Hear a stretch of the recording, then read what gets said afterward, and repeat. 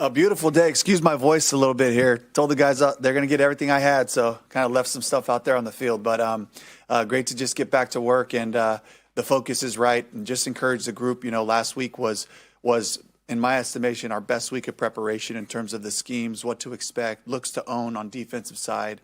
Offensively, just figuring out the fronts and different things like that, and taking advantage of opportunities. We have to recreate that through our process, and that was the challenge this week, and the guys are up for it. Dave, you've had this rotating captain thing every week. Who decides on that? What goes into it? How do you determine who that guy is? Yeah, I just look to recognize players that have shown the consistency that we're looking for and really stand for what Panthers football is about. And, part of it is from the week before, how they played. And then the other parts of it is just guys that uphold the standards. And, Nick Scott was a captain this past week, and Jeff Brown helps me keep track of who the guys are that we invite to come out there, and guys that mean a lot to us, and just getting them some recognition in front of their peers. And we announce that on Saturdays before we go into the game. We have a lot of fun with it. The guys get excited about it, and we have a scout team player of the week as well that we recognize every Saturday, and try to rotate that. We've had a couple of repeat guys in that world, but they all work so hard, and it's awesome when they get to be recognized in front of their peers. 2 weeks left. Are there any guys on the top of your mind that you kind of want to, that you kind of want to get honored down the stretch? Not off the top. I have a list of guys, so we'll make that decision later in the week. Dave, you were pretty clear yesterday that individual goals and awards have a place, but below team. With that being said, disappointment to see Derek not get honored with the Pro Bowl. Yeah, the recognition and all that happens, however they come up with those votes and how they recognize guys. What I saw from Derek this year is dominant football play. A guy that stands for everything we believe in, and a guy that's disruptive, in every way, shape, and form. And, coming up with sacks this year, and certainly just against the run game and the way he's played, he definitely is recognized, regardless of what the accolades might be, by his teammates and by his peers, the people that he plays against.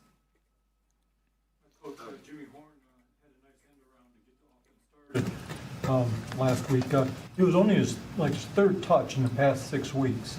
After the early fumble that he had, is he starting to earn your respect to get back in the game plan? Yeah, Jimmy's working hard. We're asking him to do a lot and different types of packages, different motions and things like that. And he's really pressed into it. He works all the way through Saturday night. Got to give Keyshawn Coleman some love. One of our assistants who spends a lot of time with those guys, making sure they're ready for the game plan. And I love when the ball finds Jimmy because he's electrifying and he can make plays for us. He certainly can help us here. Back on the Pro Bowl conversation, J.C. Horn earned his second consecutive Pro Bowl. How did you tell him, and what does that mean as a coach to see your player kind of soar like that? Yeah, Dan and I called him together and, let him know that he was being recognized that way and was on the first team for the Pro Bowl, and just wanted him to know how proud I am of him, of the hard work that goes into this. And I see how hard he's working on his body, on his mind, getting himself ready for game day. And it's all paying off. It's all paying off because he's doing things the right way and has a real professionalism about him. I guess since you technically don't have a practice report today, the decision on Robert kind of floats into tomorrow. Is that accurate? Yeah, we just got him out there to do some things today, moved him around, put him through some individual. We'll try to do a little bit more tomorrow, and then we'll kind of make decisions as we go from there. Dave, last week you guys had 20 rush attempts. That's the fewest you've had in a win all year. How important is it going to be to kind of get that back to the place it normally is in those games?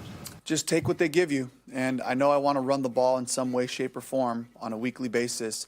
And when we get good matchups and we feel like we can take advantage of things in the pass game, our guys have continued to grow in that world so that we can do that. And points are points. And wanting to get the ball into Rico and Chuba's hands is a priority of mine. Sometimes that happens in the pass game with screens, getting the ball on the perimeter. It could be a check down in a pass concept that we feel good about, flooding a zone, different things like that. The easiest way is to turn around and hand it to them, certainly. I love having that be a part of our game. We were in a mode where we were still going for it. There wasn't a 4-minute situation. And, if you want to talk about the number of touches, a lot of times if you're playing with a significant lead, you're going to see more runs at the end of it. So good things happen when you run the ball.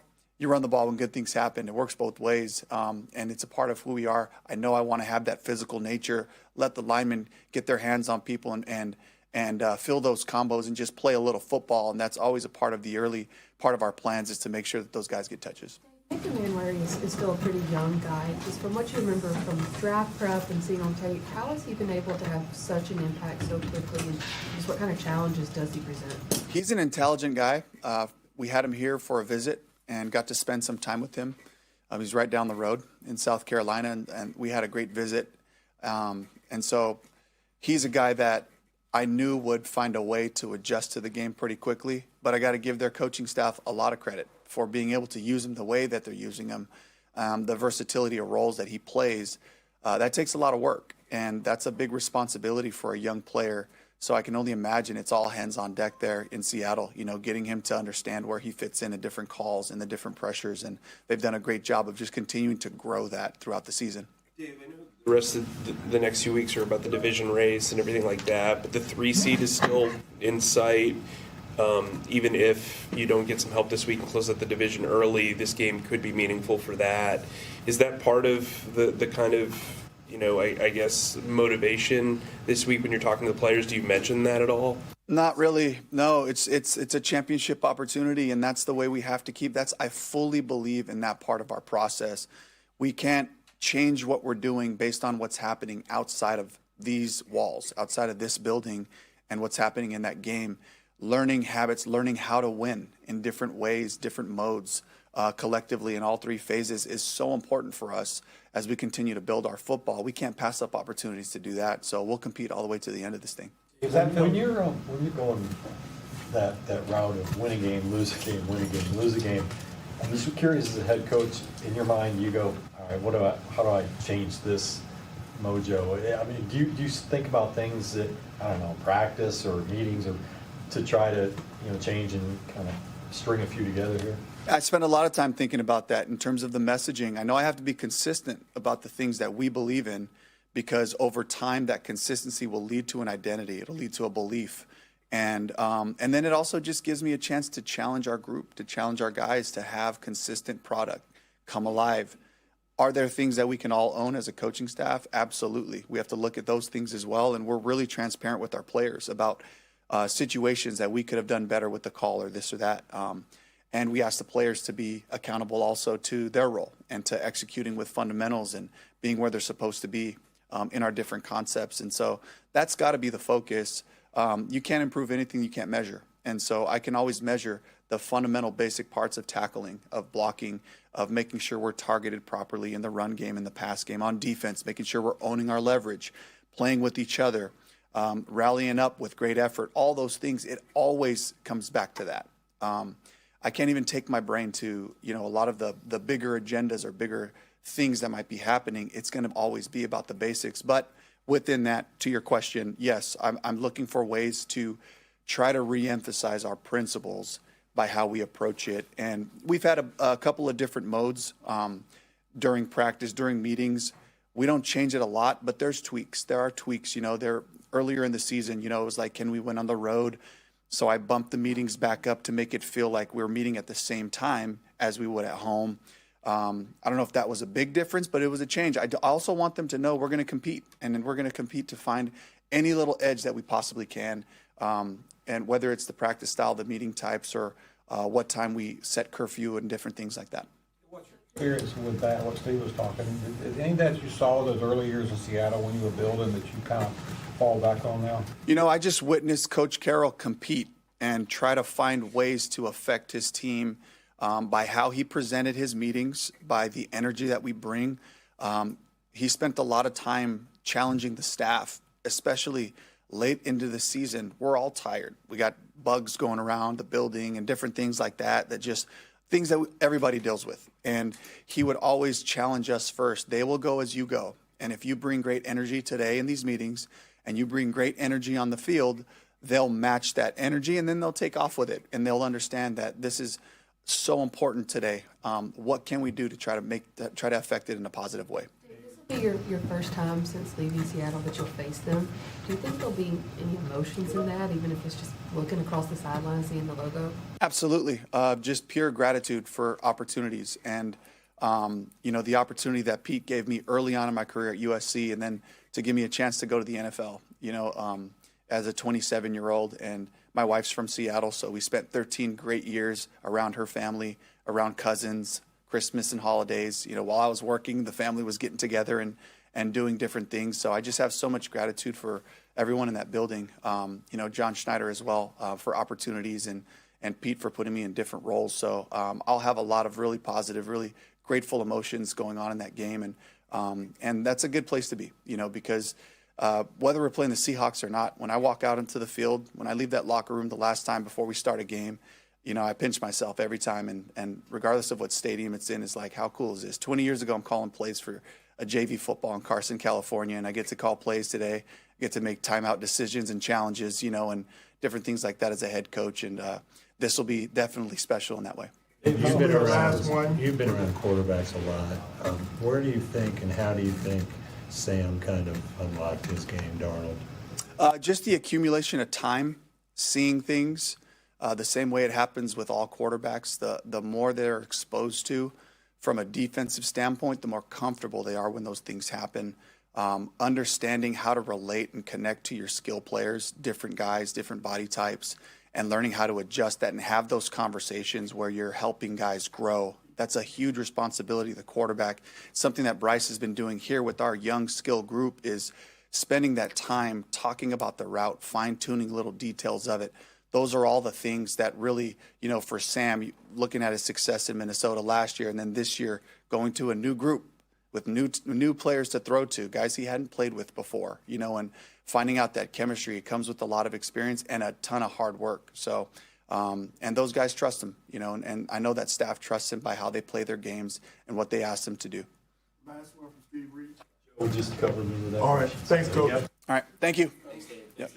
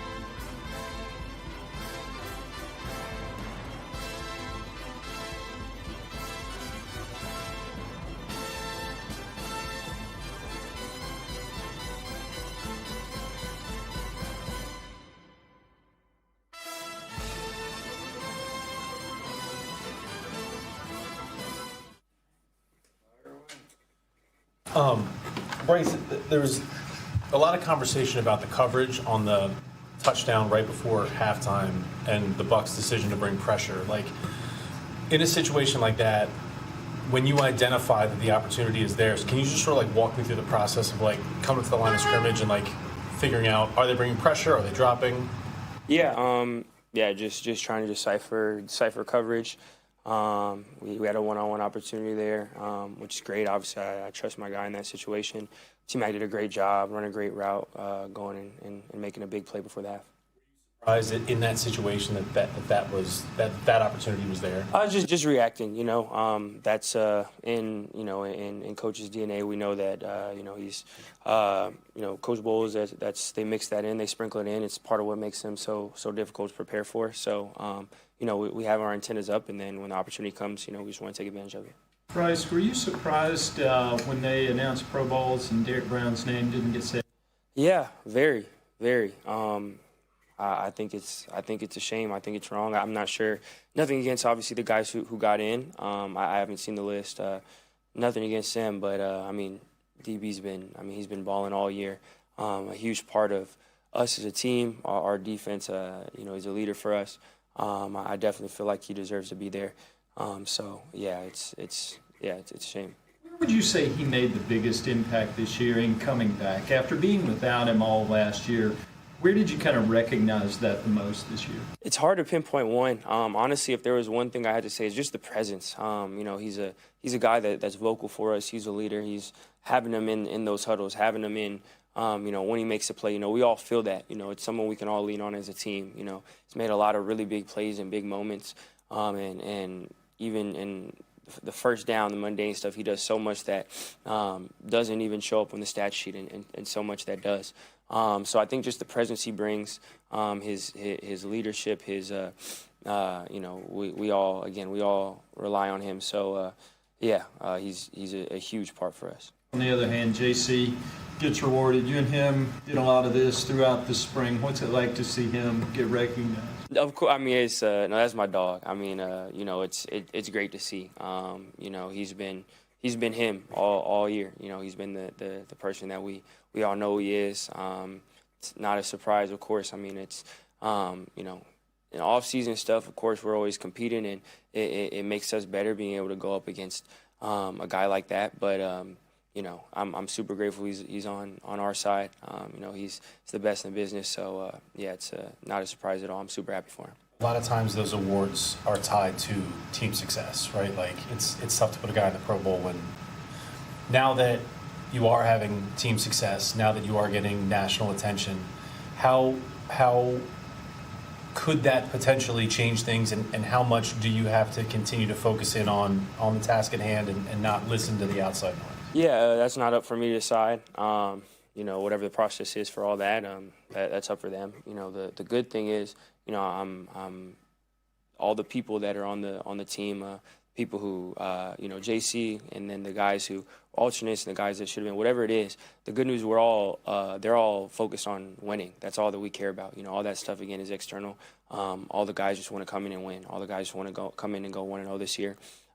So for us in the building, we want to celebrate the guys that did get recognition, and then after that, we're all just focused on being the best we can as a team. Bryce, it seems safe to say you're a person who values routine. Have you been able to put your finger on anything over the course of the last 10 weeks with the win a game, lose a game, win a game, lose a game? No. Again, we try to go 1-0 every week, good or bad. We're not entitled to anything. We're not looking at we don't try to look at patterns, try to look at whatever it is. Today we just wanted to capture this is our work Wednesday. We want to capture that as best as we can. We turn the page, again, good or bad. So for us, it was a good first step, but we have to continue to build on that throughout the week. What's the key to getting it done this week and getting a win in back-to-back weeks? Just execution. Again, I'm grateful for this team. There's no lack of focus, no lack of engagement. Everyone knows, it's the most important game of the year because it's the next one. So again, it's just going to come down to executing on Sunday. The other day, he didn't want to look at scoreboards with the Miami Bucks game going on at the same time. Do guys on the sideline notice that, like on the stadium ribbon boards and stuff? If I'm being honest with you, this is my first time in this situation, so I'm not sure. But I know for me, for us, again, we have a ton of respect for the Seahawks, for our opponent. We don't have that luxury. Can't look over our shoulders. We can't worry about what if. We have our hands full, making sure that we're the best we can be throughout the week, and obviously on Sunday being as locked in as possible. So I know all of our attention is going to be on the task at hand. Of course, you're work all the time, but this week you do have a nice off day right in the middle for the holiday. What are you doing for the holidays, and how are you going to be able to reset right after it? Yeah, have some family in, which I'm grateful for, just hanging out, and then coming back and resetting. I think it'll be easy. We'll come back, have the same schedule, same routine. I'm super grateful for the holidays, and then it's what we get to do is a privilege. So when it's time to work, it's time to work. Is there anything you point to or to look to change? I mean, it's been a win, a loss, a win, a loss. It's been that alternating thing. Is there anything you look to do differently when to kind of break that streak? I'm like, he just asked that question, that's why. But just again, we're just one day at a time, being consistent, not entitled to anything good or bad. So we just want to capture the week. So 12 of your 14 wins are all fourth-quarter overtime victories. Is there one in particular? I mean, what goes through your mind in your tight situations? Where did, I guess, back to the Iron Bowl or somebody, where did you first get that mentality to remain calm, cool, collective all through, when the game's on the line and you got to make plays? I can't really pinpoint a time. It's something that I've always just tried to embrace. I've always been excited for. I've said it before, that's the reason you play sports. That's always been a fun scenario. You get to, whatever, with a game-winning drive. And throughout my life, I've been able to have different opportunities, and now I've been able to have those opportunities in the NFL. And I'm just blessed to have those chances. I'm grateful for those circumstances, and in the moment, have a lot of gratitude. And then obviously, it's just about focus and execution. One in particular where you just sort of stands out, something you did or just the way you let them down, a play you made that really kind of captures what you are about? No, not really. Sorry, boring answer. But in the same way, I'm really not a big look back and try to relive whatever. Again, I'm grateful for things. Try to look back so we can learn and grow, and then it's always on to the next. So just trying to go 1-0 this week. When's the last time you were nervous, like in an end of game situation? I feel like on the sideline, I maybe get more anxious and nervous, more just wanting to get out there, more just like wanting for the drive to start. Probably in like that 2-minute timeout or however long. It's like, all right, let's it's annoying to have to wait and annoying to have to like sit in that like, all right, you gotta. So I think if anything, I'm just more excited to get it going. Being able to go into the huddle with my guys, all of us, being able to, embrace times like that and go out and execute together. I think I'm more so than anything just look forward to those opportunities. You would like to see more just victory formations? I mean, of course, that's the best formation of football. You always want to see that. Somebody that influenced you back on how to be in those situations that helped you through those moments? Not really. Not in like a conceited way, but just again, I've always kind of just relied on my faith and relied on my teammates. Again, it's not like it's not tennis. It's not like it's just me out there. I play with my guys, all of us. The success that we've had, the stuff we've been able to put together, has not been just me. I'm super grateful for the play calls, for everyone around me. I know it's just me trying to do my job and execute. I have all the faith in the world in this locker room to go out in those moments, so I always just rely on the guys around me. Dave has talked about these championship opportunities for weeks now. And I think to the outside observer, it's kind of like, oh, like these aren't technically. But how has that mindset prepared you for what is now like a winner go home championship opportunity? Yeah, coach has done a great job preparing us. Just nothing has to be different this week. Nothing has to be different moving forward. Coach talks about those all the time, and we accept those challenges. We embrace that. We take that to heart. So for us, he said it again this week, and for us, we know it's no different than when he said it earlier in week, whatever week it may be. We know that just means for us to be great about our process, to take it one day at a time. We know what that's like, and then we're excited for the challenge of being able to work to execute that.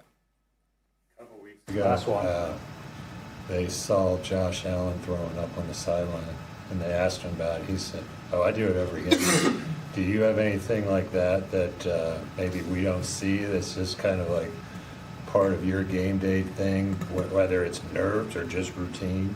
No, not really. Yeah, not really. I'll listen to some music and I have headphones on in the locker room.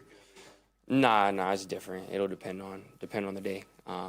But yeah, that's about it. Thanks, Bryce. Appreciate you guys.